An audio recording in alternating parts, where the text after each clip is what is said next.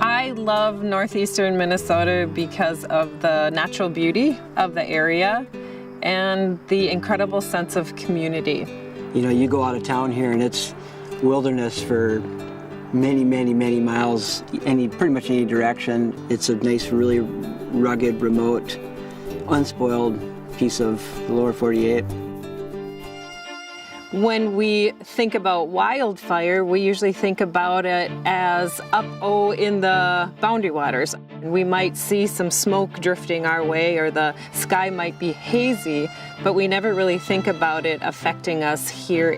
Well, I think one of the biggest misconceptions is that everybody has this idea that it's probably not an issue up here because we're surrounded by water. And a lot of the time our land is covered in snow, you know, and we have a very distinct spring fire season. You know, when all the vegetation dies in the fall, it cures over the winter, it gets dry, and then when it emerges in the spring, it's available to burn.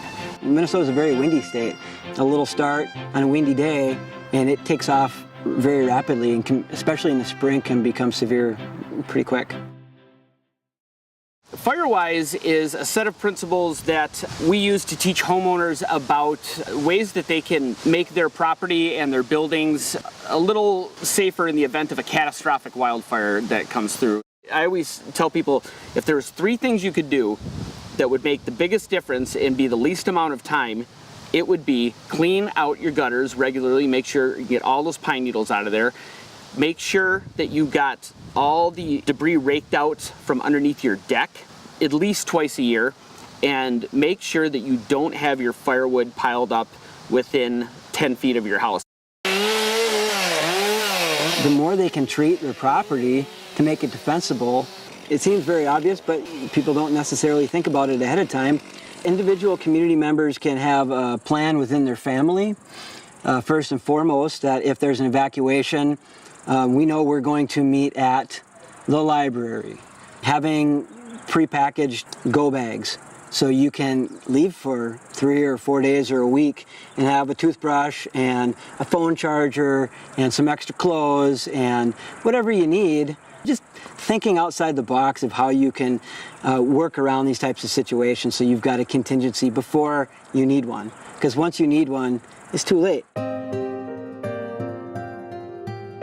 When fire became the most apparent to me was in 2012, when the museum was threatened by the fire on Highway 1 just south of Ely. Dorothy Moulter was the last legal non-Indigenous resident of the Boundary Waters canoe area and was really beloved by many. She had quite a relationship with many different local groups, Forest Service, DNR, Voyager Outward Bound School, and so when she passed away, those groups lobbied to have her cabin saved. So they were dismantled and brought out originally by Dog Team and then reassembled here as a museum. We had gotten word that a fire was threatening Ely, and the east end of Ely was starting to be evacuated, and our museum is located on the east end of Ely. My coworker and I were 2 key holders to the museum. We were in Duluth. Another key holder lived south of the fire, so she couldn't get to the museum. And another key holder was only available via cell phone, and the towers were down. It's not a good situation, Sherry.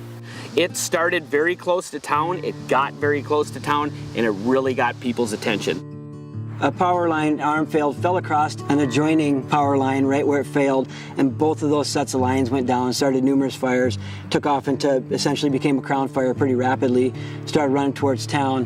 One of those power lines fell across Highway 1, which is one of 2 roads that you can drive into Ely from or drive out of Ely from. It also took out a radio tower. It took out power to a good chunk of the periphery of the town, as well as about, I think, close to half or a quarter of the town lost power. It was very unnerving to think my career might literally go up in flames. It was a harsh realization at that point that we had absolutely no plan in place if we were threatened with some type of natural disaster.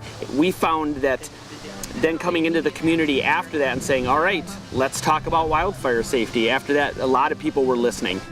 If you walk around our nature trail, you can see that we removed quite a bit of underbrush, and we are in the process in 2017 of creating a new strategic plan, and we created quite an in-depth evacuation plan and a emergency response plan.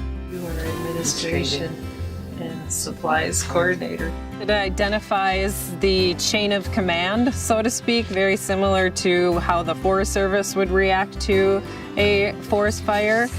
We then identified and have a list of people with trucks available so that we can get the most significant parts of our collection. A part of our vision statement is that we try to nurture the next generation of Northwood stewards, because Dorothy was a steward of the environment, and it would be a significant cultural loss to this area to lose the resource.